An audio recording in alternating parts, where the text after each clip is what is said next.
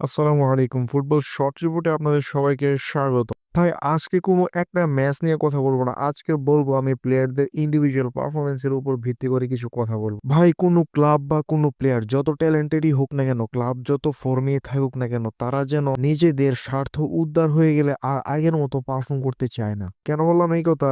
কারণ হলো যেমন লিভারপুল প্রিমিয়ার লিগ জিতার পর থেকে আজকে পর্যন্ত কয়টা ম্যাচ উইন হয়েছে আপনি আমাকে বলুন। গতকালকের ম্যাচটাও 2-3 গোলে হেরে বসে লিভারপুল।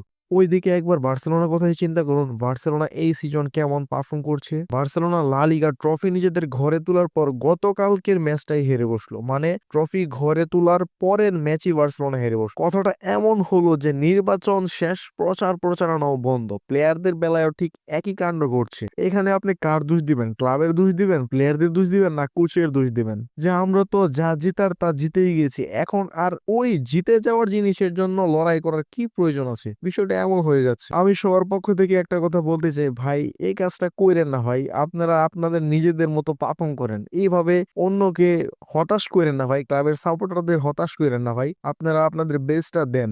আশা করি আপনাদের সবাইকে বুঝাতে পেরেছি। সো ভিডিও ভালো লাগলে শেয়ার করুন, পেজটিকে ফলো করুন এবং ইউটিউব চ্যানেলটিকে সাবস্ক্রাইব করুন। এতক্ষণ সাথে থাকার জন্য ধন্যবাদ সবাইকে, ভালো থাকবেন।